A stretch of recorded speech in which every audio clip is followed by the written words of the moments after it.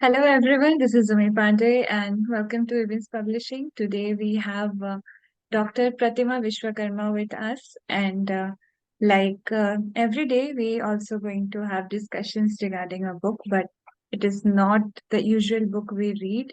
It's little different. How it is different? Let me explain. This is a MCQ handbook of botany and so it's kind of academics, not like the regular story that we discuss. But if you are into this subject or you are planning to go, then this discussion is, I think, will be going to be very helpful for you. So just be here with us in the conversations. Ma'am, welcome to this discussion today on Events Publishing. Hi, thank you for inviting me for this interview. Yes, तो ma'am सबसे पहले मैं आपसे पूछना चाहूंगी कि कैसे हैं आप। फाइन, बहुत अच्छा। और कैसा लग रहा है आपको ये किताब रिलीज करके, जो है ऑलमोस्ट 1040 पेजेस का ये बुक है। आपने इसको रिलीज किया है, हाँ, कैसा आपको फील हो रहा है। मुझे बहुत अच्छा लग रहा है। मैंने कभी सोचा नहीं था कि इस तरह की बुक मैं लिखूंगी, पर आफ्टर रिलीज मुझे खुद को विश्वास नहीं हो रहा था कि ये बुक इतने पेजेस का है और इतना कंटेंट हो जाएगा, तो मुझे बहुत ही अच्छा लग रहा है। तो ये आइडिया आपके मतलब माइंड में कैसे आया कि हम बॉटनी को एक करके कॉम्प्रिहेंसिव बुक निकाल सकते हैं जिसमें सारी चीजें हो, स्टार्टिंग फ्रॉम बैक्टीरिया एंड उसके बाद हम जाके इंस्ट्रूमेंट्स तक खत्म करते हैं। तो ये कॉम्प्रिहेंसिव जो पूरा था, कैसे आया आपके दिमाग में, या ऐसा भी था जब आ रहा था एक एक चीजें आपके दिमाग में, तो ऐसा भी था कि एक टॉपिक छूट रहा है तो I want to get those topic also, फिर लगता था कि नहीं ऐसा हो रहा है वैसा हो रहा है, मतलब कैसा फीलिंग्स था ये आपने जब स्टार्ट किया था। स्टार्टिंग अगर मैं इस एमसीक्यू की बात करूं, तो जब मैं स्टूडेंट थी और मैं बहुत सारे एग्जाम्स वगैरह की प्रिपरेशन कर रही थी, तो उस समय मुझे बहुत सारी प्रॉब्लम्स आती थी एमसीक्यू से रिलेटेड। तो मैं जब भी क्वेश्चंस को कंपाइल करना चाहती थी या लेना चाहती, तो मुझे इतने क्वेश्चंस मिलते नहीं थे, बहुत सारे टॉपिक थे। तो मैं बेसिकली करती क्या थी कि उस समय मैं पढ़ती थी, एक टॉपिक उठाया, पढ़ा, और उससे रिलेटेड जो क्वेश्चंस होते थे मैं लिखती जाती थी। तो उस समय मैंने ऐसे यूज टू मतलब एक लिखना शुरू किया था। तो एक रफ कह सकते हैं, मेरे पास एक कंपाइलेशन था। फाइनली कुछ टाइम पहले मेरे दिमाग में ऐसा है कि मैं इसको एक बुक का फॉर्मेट अगर दूं तो अच्छा रहेगा, लोगों तक जाएगा। बहुत सारे ऐसे टॉपिक्स हम्म। हैं जिस पे क्वेश्चंस मिलते नहीं है, और बॉटनी एक बहुत ही वास्ट सब्जेक्ट है। तो मैंने इसको कंपाइल करना शुरू किया in the form of book, questions को टाइप करने हम्म। शुरू किए। फिर जब मैंने टाइप किए तो मुझे लगा हाँ, अभी बहुत लिमिटेड है, जो मैंने पढ़ा वही लिमिटेड है। तो फिर मैंने लाइब्रेरीज वगैरह में और बुक्स, जो अच्छी अच्छी किताबें थी, उसमें जाके पढ़ना, फिर और क्वेश्चंस डिजाइन करना, बनाना। फिर मैंने उसको पूरा एक कह सकते हैं कि पूरा का पूरा फॉर्मेट दिया। एंड जैसे कि आपने कहा, ये बुक मोर देन 1000 पेजेस की है, तो मुझे खुद को एक्सपेक्ट नहीं था कि ये इतना लंबा चला जाएगा। तो फाइनली एक फॉर्म आ गया और मैं सेटिस्फाइड हूँ इस चीज से कि जो मेरा था, मैं मुझे हर्डल्स आते थे पढ़ने में। तो अगर इस बुक को कोई लेता है तो बहुत सारी हर्डल्स उसको वो नहीं आएगी। बहुत सारे इंपॉर्टेंट टॉपिक्स है, जैसे आपने कहा लोअर बॉटनी के, जैसे एलगी, फंजाई, बहुत हम्म। सारे हैं। तो उसके क्वेश्चंस हम्म। बहुत ही टफ होते हैं, मिलते ही नहीं है। तो आपको हम्म। बहुत इजीली यहाँ पे आपको मिल जाएंगे हर पॉइंट्स के। जी, बिल्कुल। और मैं अपने बैचलर्स में खुद एक बॉटनी स्टूडेंट थी, तो मुझे अभी दिख रहा है सारे टॉपिक्स।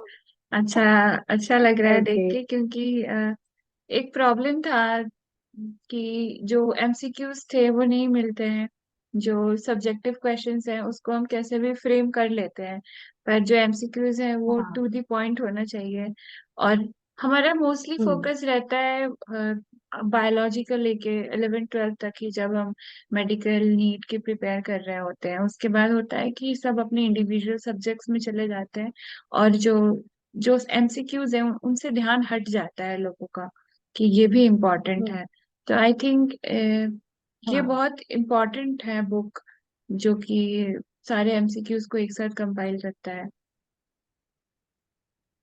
यार, ये ये आपने सही कहा। उसमें बहुत सारे प्रॉब्लम्स आती है जब हम पढ़ते हैं, बेसिकली 11 12 में भी देख लीजिए। तो ऐसा लगता है हम्म। कि टॉपिक तो थ्योरेटिकल नॉलेज हमारे पास बहुत है, थ्योरी तो हम हम्म। भर भर की किताबें पढ़ी है और हम पढ़ते भी हैं, लेकिन जब हम एग्जाम में बैठते हैं तो उसको एमसीक्यू में कैसे इम्प्लांट करना है, कैसे उसको टैकल करना है, वो समझ में नहीं आती उस समय। क्योंकि हम्म। एमसीक्यू इज डिफरेंट फॉर्म और जो थ्योरेटिकल है वो डिफरेंट फॉर्म है।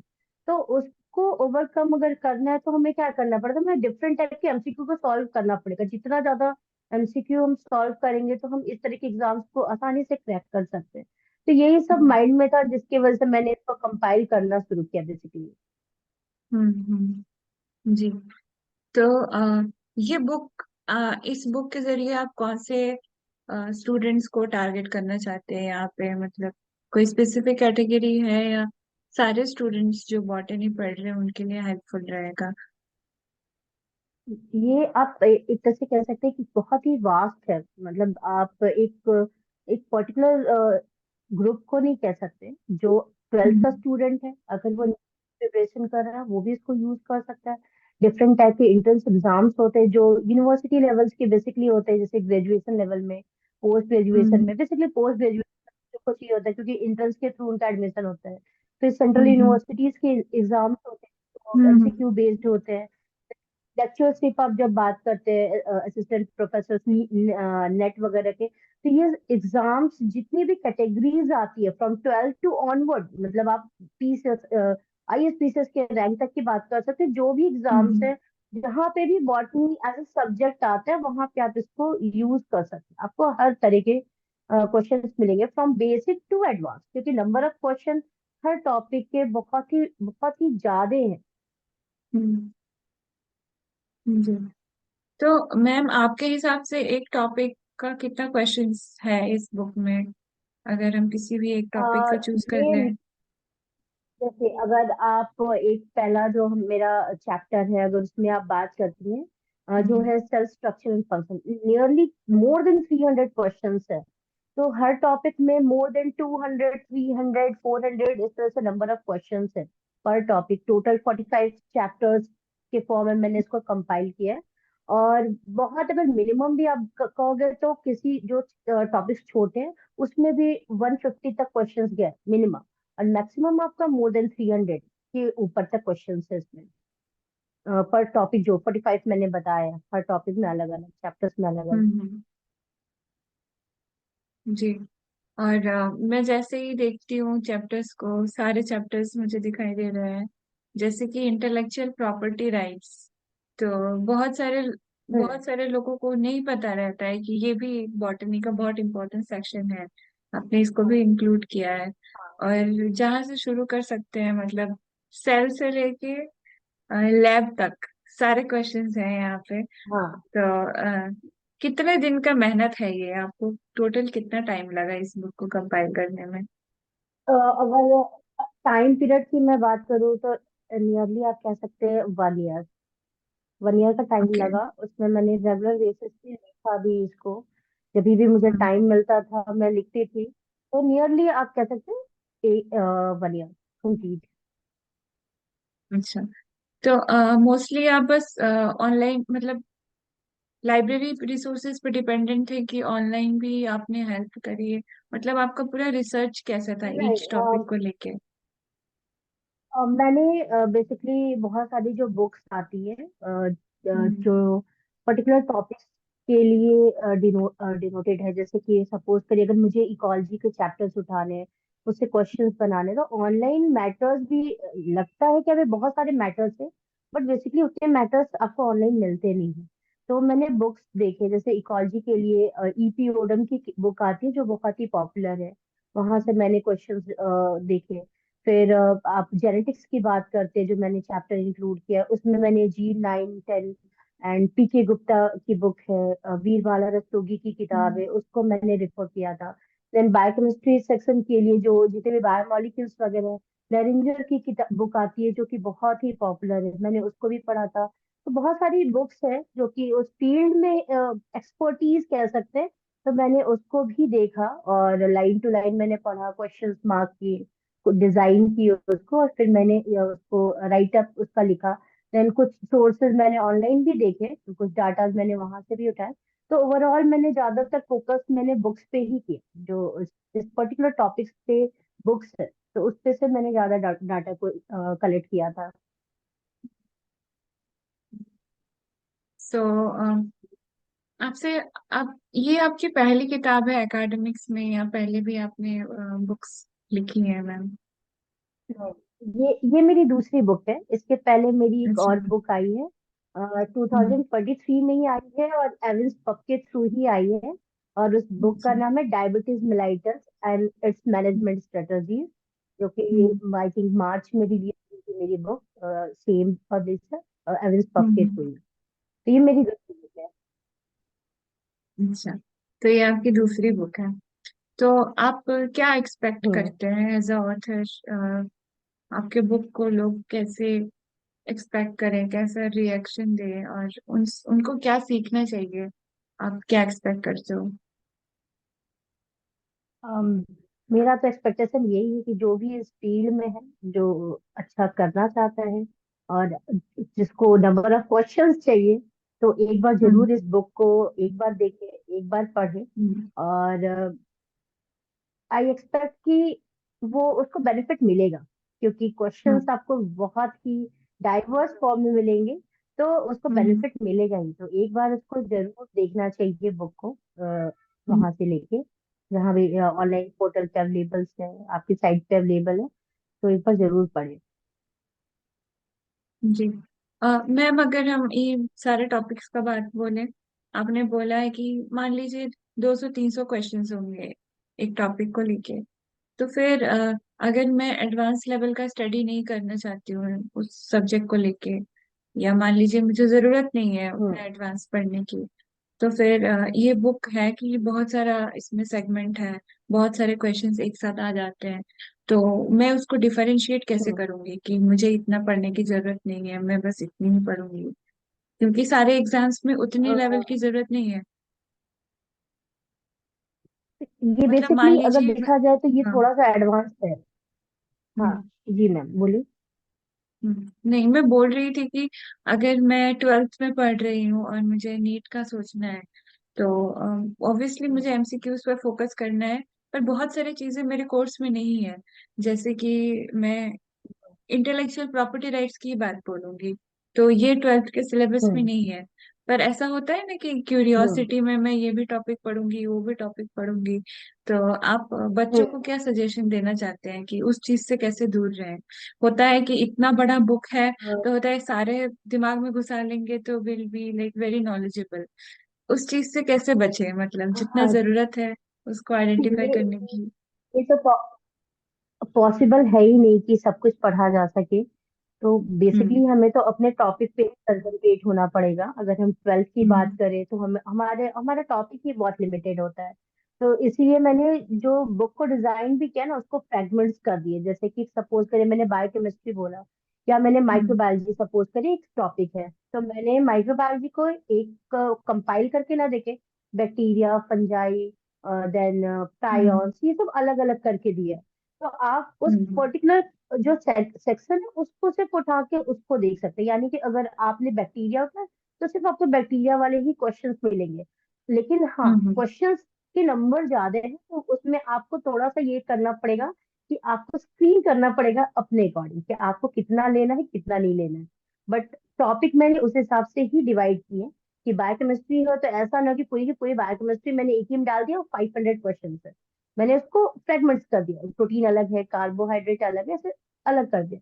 तो वहां पे आपको थोड़ा सा चॉइस ये मिल जाता है कि आप टॉपिक आप सेलेक्ट कर सकते हैं, आपको क्या टॉपिक पढ़ना है। उसमें जो क्वेश्चंस है फिर उसके लिए तो आपको देखना पड़ेगा कि आपकी टॉप अपने आपके सिलेबस में वो चीजें हैं या नहीं, तो एक बार देखना तो पड़ेगा ही उसको। लेकिन हाँ, इसमें मैंने जैसे कहा कि फ्रॉम 12 टू आप आईएएस लेवल के भी क्वेश्चंस देख सकते हैं, तो उसमें हम्म। बहुत डिटेल है, तो उसमें आपको अपने हिसाब से ही देखना पड़ेगा फिर। जैसे आईपीआर की अगर आप बात करें, तो आईपीआर बेसिकली अभी कुछ दिन पहले ही ग्रेजुएशन के सिलेबस में ऐड किया गया। आईपीआर एक हम्म इम्पोर्टेंट टॉपिक है, तो उसको मैंने हम्म इसलिए इसमें इंक्लूड किया क्योंकि एकदम अलग ही टॉपिक था, इस पे क्वेश्चन बिल्कुल भी नहीं है। तो specially as a hmm botanist हम नहीं समझ पाते कि आईपीआर है क्या। तो मैंने स्पेशली हम्म इस टॉपिक को ऐड किया, जो कि मैंने बाद में किया था। आईपीआर है, फिर एक दो और टॉपिक है जैसे tools and software, plant identification के, ये सारे नए जो सिलेबस है, जो हम कहते हैं ना एनईपी, तो हम्म, उसके बेसिस पे मैंने टॉपिक को डिजाइन किया है। अच्छा। तो तो इस बारे में हम बात कर लिए। तो मैम, इस बारे में भी मैं जानना चाहूंगी आपसे कि अपने टाइम पे जब आप स्टूडेंट थे, तो आपको क्या क्या प्रॉब्लम्स को फेस करना पड़ा था जब आप मतलब बॉटनी के स्टूडेंट रहे होंगे। तो स्टडी मटेरियल्स, हाँ। रिसोर्सेज, इसको लेके आपको पर्सनली क्या क्या कमियां मतलब महसूस होती थी। जब मैं एज ए स्टूडेंट थी, तो अगर आप 11th 12th की भी बात करें, तो स्कूल्स में सबको पता है कि क्या सीन रहता है।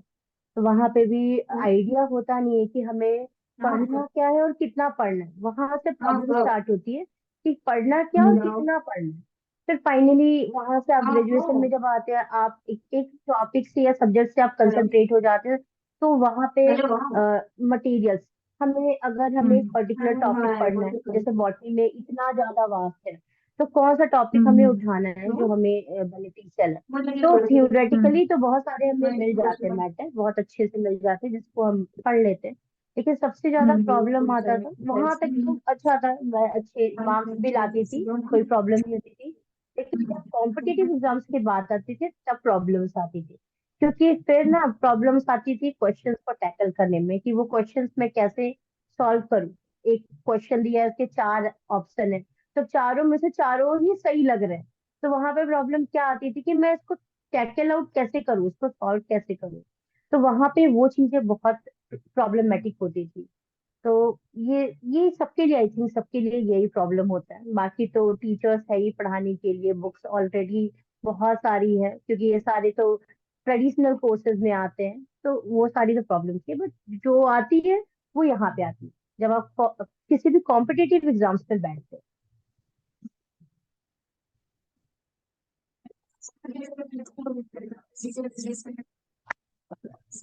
हाँ मैम, आपकी आवाज नहीं आ रही है। हाँ जी, मैम आपकी आवाज नहीं आ रही। क्या आ रही है आपको बस? हाँ हाँ, अभी आ रही है। अच्छा। तो मैं बोल रही थी कि आजकल इंटरनेट की वजह से भी बहुत सारे रिसोर्सेज अवेलेबल हो चुके हैं। जी। हाँ। तो तो आपको लगता है कि आपने जो ये बुक निकाला है, तो इस पे कहीं ना कहीं इफेक्ट पड़ेगा इंटरनेट की वजह से, या जो चीजें ऑलरेडी मार्केट में अवेलेबल हैं? नहीं, मुझे इतना नहीं लगता, क्योंकि अभी भी जब आपके हाथ में किताब होती है और तब आप पढ़ते हैं, उसमें जो मजा आता है, वो हम्म लैपटॉप या मोबाइल पे पढ़ने में वो चीजें, वो मजा नहीं आता। यानी कि है तो हम्म सब कुछ, आप बार बार सर्च कर रहे हो, सर्च कर रहे हो, आपको मिल रहा है। लेकिन जब आप बुक से पढ़ते हो, तो आई थिंक आपको ज्यादा इन्फॉर्मेशन मिलता है और आप ज्यादा अच्छे से उसको समझ पाते हो, क्योंकि आपके हाथ में रहता है ना। आपको जब चाहिए तब आपने पलट लिया। आपको इवन अगर बहुत अच्छे से स्टूडेंट पढ़ता है, तो उसको पेज नंबर तक याद हो जाता है, किस पेज नंबर पे क्या दिया हुआ है। तो अभी भी मुझे लगता है कि बुक से पढ़ना ज्यादा बेटर होता है एज कम्पेयर टू आप किसी स्क्रीन पे पढ़ रहे हैं। हम्म, जी।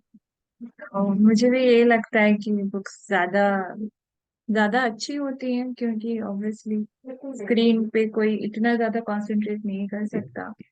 तो मुझे भी। थोड़ा सा मैम नेटवर्क, हाँ मैम आपकी आवाज थोड़ा सा रुक रही थी। जी। अच्छा, हाँ मैम अभी बोलिए। अभी अभी आ रही है हाँ क्लियर? हाँ ठीक है, हाँ हाँ ठीक थोड़े है। से इश्यूज यही होते हैं इंटरनेट का। तो मैं बोल रही थी हाँ कि मैम, अ, मैं भी यही उम्मीद करती हूँ कि आपने जिस उम्मीद से ये किताब निकाली है कि अ, बच्चे स्टूडेंट्स पढ़े फ्रॉम एकदम बेसिक से लेके एकदम हायर एग्जाम्स जो होते हैं, यूपीएससी या नेट, तो सारे लोग बुक्स को पढ़े। तो as a member of Evince Publishing, मैं भी यही उम्मीद करती हूँ कि ये बुक रिक्वायर्ड ऑडियंस तक पहुंचे, वो लोग भी पढ़े। और मैं आपसे जानना चाहती हूँ कि मैम ये बुक कहाँ कहाँ अवेलेबल है, मतलब इसको परचेज के लिए कहाँ कहाँ अवेलेबल है ये बुक। ये बुक एवरेज पब की साइट पे अवेलेबल है, अमेजोन पे अवेलेबल है, देन फ्लिपकार्ट पे अवेलेबल है, देन आई थिंक कोबो करके एक साइट है, वहाँ पे गुड गुड रीड करके जो साइट है वहाँ पे ये अवेलेबल है। तो हमारे ऑडियंस को ये बताना चाहूंगी कि ये वाइडली अवेलेबल है और बहुत ही ह्यूज बुक है। आपको कोई भी सेक्शन को पढ़ना हो आप पढ़ सकते हैं और खुद को सेल्फ इवेलुएट कर सकते हैं, आपका नॉलेज कितना है इस पे। तो मुझे लगता है काफी अच्छा इन्वेस्टमेंट है इस चीज को लेके। अगर कोई भी एक फैमिली का ये बुक लेता है तो मुझे लगता है 2-3 जनरेशन तक इतनी जल्दी तो बायोलॉजी और बॉटनी चेंज नहीं होगी। ठीक है। तो आई थिंक ये हाँ। काफी अच्छा इन्वेस्टमेंट है अगर नॉलेज के बेसिस पे देखा जाए। तो प्लीज हाँ, आप इस बुक को खरीदिए, पढ़िए और नॉलेज को ऐसे ही स्प्रेड कीजिए। तो मैम आप कुछ कहना चाहेंगी यहाँ पे हमारे ऑडियंस को। पहली बात तो मैं एवरेज पब को थैंक यू बोलना चाहूंगी कि मेरी बुक को एक प्लेटफॉर्म पे लाना, और जो ड्रीम था, बेसिकली अगर मैं पहली बुक की बात करूं तो मेरा ड्रीम था कि मैं एक बुक अपनी पब्लिश कराऊं, पर मुझे कहीं ना कहीं बहुत डर लग रहा था। लेकिन एवेंस पब के थ्रू ही मेरा पहला बुक भी रिलीज हुआ, और उसके बाद मेरा कॉन्फिडेंस लेवल बहुत बढ़ा। फिर मैंने दूसरे बुक में मैंने अपना सब कुछ लगाया, मैंने वर्क किया, और मुझे सबसे पहले तो एवेंस पब को थैंक यू बोलना है कि उसने मुझे इतना अच्छा प्लेटफॉर्म दिया कि मैं बहुत खुश हूँ अपनी बुक को। दूसरी चीज मैं ऑडियंस को अगर कहना चाहूँ तो अपने एम को हमेशा टारगेट करें। आप किस जगह पे हैं वो मैटर नहीं करता, आप क्या कर रहे हैं वो मैटर करता है। आप हर फील्ड में अच्छा कर सकते हैं, बस डेडिकेशन अपना लगा के रखें, उसमें काम करते रहें, और कहीं ना कहीं आपको आपका सक्सेस आपका इंतजार कर ही रहा है। तो अपना 100% देने की हर जगह कोशिश करें। और हाँ, लास्ट में ये बुक जरूर एक बार देखें। जी। और as a member of events publishing मैं भी सारे ऑडियंस से रिक्वेस्ट करती हूँ कि आप प्लीज इस बुक को खरीदें, पढ़ें और सीखिए नई नई चीजें। बॉटनी बहुत ज्यादा इम्पोर्टेंट है और जो स्टूडेंट है उनके लिए तो इम्पोर्टेंट है ही। तो हमें बहुत खुशी हुई मैम आपसे बात करके आज यहाँ पे। और हमें लगता है कि जो भी इस सेशन को देख रहा होगा उनको भी खुशी हुई होगी। और उम्मीद है कि ये किताब बहुत हेल्पफुल रहेगी जो भी इसको पढ़ेगा। And thank you so much ma'am आज हमारे साथ जुड़ने के लिए यहाँ पे। Thank you miss, thank you so much for inviting me, thank you. So यहीं पे आज हम इस डिस्कशन को खत्म करते हैं और फिर मिलेंगे एक नए डिस्कशन के साथ। पर ये याद रखिएगा आज कहानी नहीं थी, आज एक हम एकेडमिक्स के बारे में आज जान रहे थे, क्योंकि इवेंट्स पब्लिशिंग मोस्टली जो होता है वो एकेडमिक्स में नहीं करता है काम। वो ज्यादा प्रेफर करता है कि स्टोरीज में हो, लेकिन हम भी अपना फील्ड अभी एक्सपांड कर रहे हैं। तो प्रतिमा मैम जैसी ऑथर्स हमारे लिए बहुत इम्पोर्टेंट है। तो अगर आप इवेंट्स पब्लिशिंग के एक बायर रहे हैं पहले से तो प्लीज जाइए, किताब को देखिए और अपने रिव्यूज शेयर कीजिए। कैसे लगा आपको बुक पढ़ के और क्या क्या सीखने को मिला हमें भी बताइए, हमें बहुत खुशी होगी। और यहीं पे आज हम यहाँ पे समाप्त करते हैं अपना live session. Thank you so thank you. Much.